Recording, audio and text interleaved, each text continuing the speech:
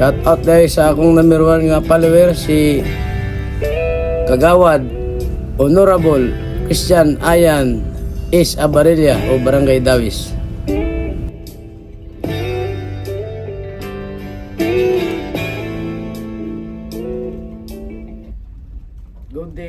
Good day mga amigo.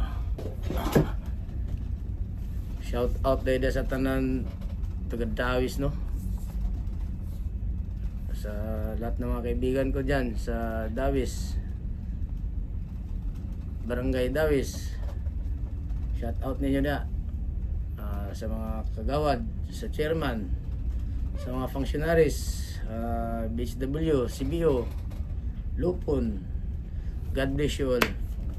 Sa mga kuya ko at ate sa Digos Golden Takers Eagles Club, shout out ninyo ate kuya, God bless. I miss you all. Si Kang Shaily Tia, si Teacher Shy, at si tirada ni Uncle, si Leo Chris, shout out ni Ayok. Si Captain Vincent de la Serna, amigo, shout out di amigo. Stay safe,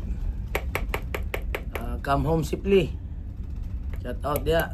Aka bench tag Arikalid, si Chief Cook Ryan Relente, si Chief Cook Simjan Isgera, aka lag na Rockbrook.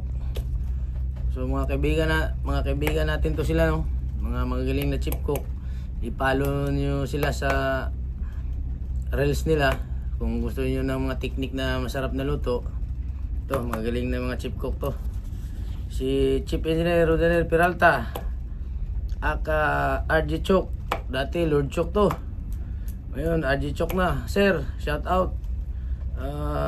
Siya yung nag-promote sa akin, no? Itong mentor ko dati, siya yung nag-promote sa akin. Salamat sir, God bless.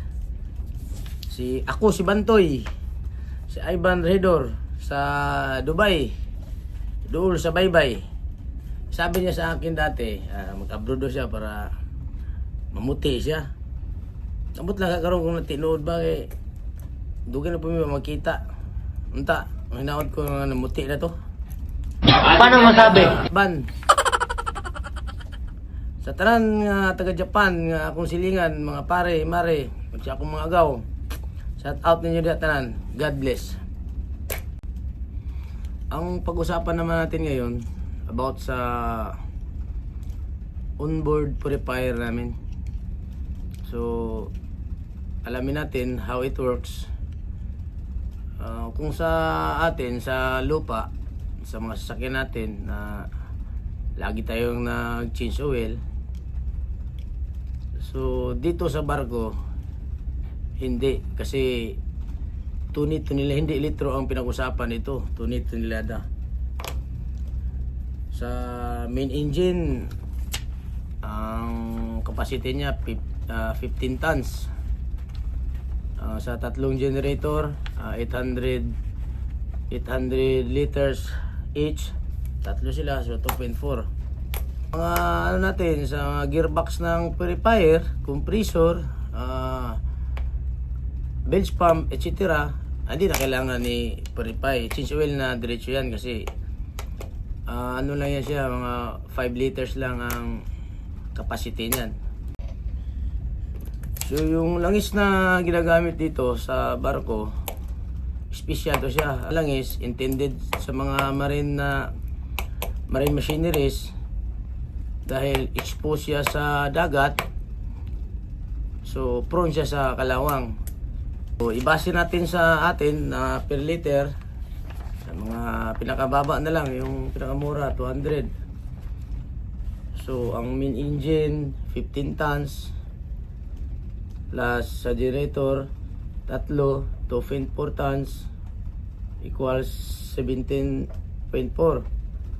times 1,000 para i-convert natin sa liter equals 17,400 times 200 equals 3,480,000. Galing yan. I-change oil natin palagi, mamulubi ang kumpanya, mabankrupt. So wala na tayong masakyan na barko, magsasara na lahat. So, kaya lagyan ng purifiers para ibalik niya yung quality ng langis. Kasi in the long run, yung langis, nag-iinit yan, may heating yan. So, magkaroon siya ng sludge. So, minsan may tubig, kaya ihiwalay niya yun. Kasi ibalik niya sa quality na parang bago. So, yan ang usapan natin ngayon. Pasadasan muna natin yung simulation para may idea tayo. And then, punta na tayo dun sa actual. Explain natin ano yung mga parameters na dapat i-maintain, saka yung mga adjustment, pressure, temperature. So, tara. Nag-overall sila. Puntahan natin. So, dito muna tayo sa simulation. Dahil naman dito para may idea tayo. Yan yung bowl assembly niya. Ang RPM niyan, 10,000 mabilis. Yan yung operating water niya. Ng pilot valve. Papasok yung tubig sa closing para iangat niya yung bowl para mag-seal doon sa bowl hood. Mag-drain din niya yun sa pilot valve saka opening.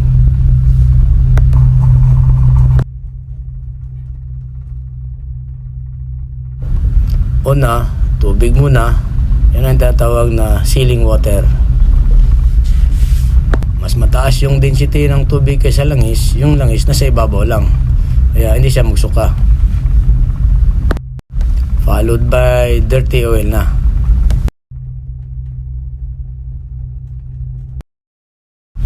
Yung itim, yan yung sludge. Yung blue, yun yung tubig. Dahil mabigat yung density nilang dalawa kaysa langis, mananatili lang sila sa baba. Kasi bumabangga sila doon sa plates. Pag ikot ng plates, babangga sila doon sa... Kasi yung shape ng plates, conical yun. Kaya maiwan lang sila dyan sa baba. Pagdating ng time na mag-dislodge siya, may tapon siya sa labas through sludge port. Nice. Lagi niyang nalinis yung langis. Purified na. Check muna natin sa control yung breaker niya kung nandito. I-tag natin, i-isolate natin. So wala akong nakita doon pala sa mismo sa purifier, yung sa panel niya. So diretso na tayo doon.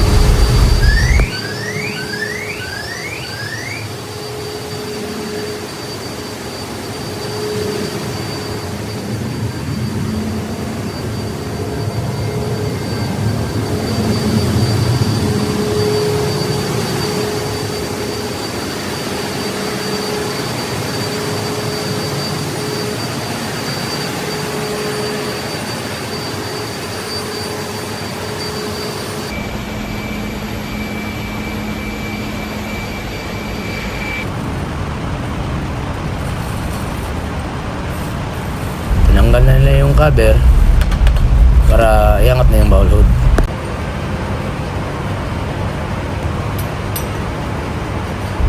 Yan yung tinatawag na heavy liquid chamber. Tanggal na niya.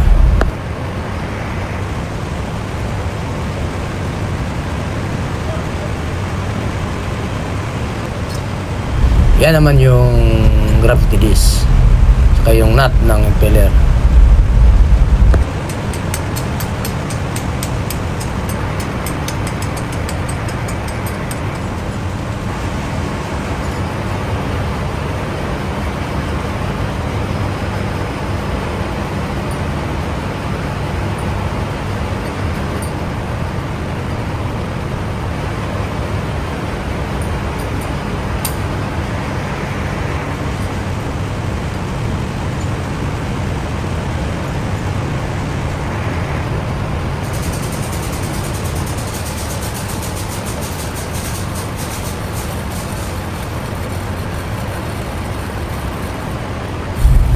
Yan yung bowl assembly.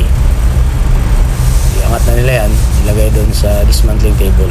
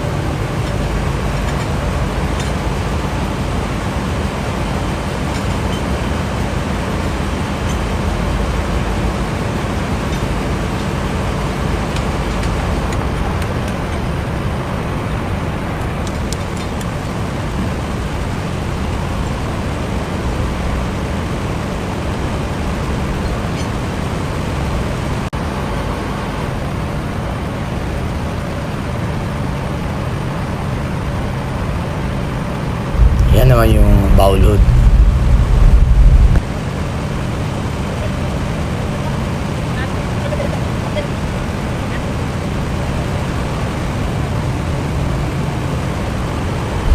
Ito yung sinasabi ko kanina no, na dish, conical type. Diyan mabangga yung langis, yung sludge. Kasi sa sobrang bilis ng RPM, marami yan. Maraming mga plates yan. Sobrang bilis ng RPM, mabangga siya dyan, bumabalik siya sa baba.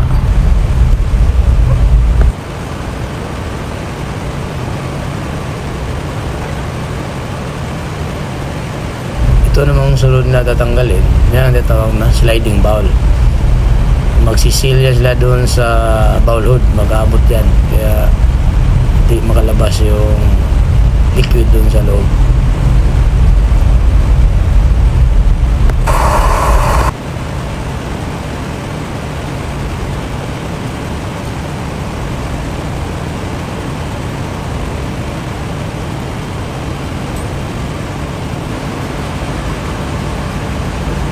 Ito namang sunod niya tanggalin, yun ang pilot valve, yung tinuro ko na sa simulation. Yun ang nagpa-opening, closing sa sliding bowl.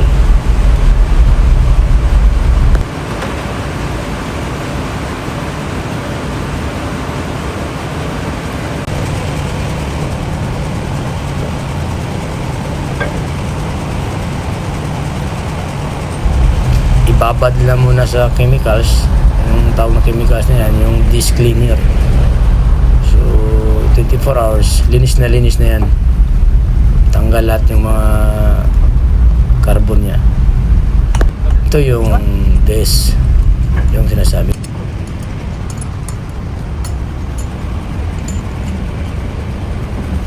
Ito yung operating water, no, yung dun sa simulation kaya na.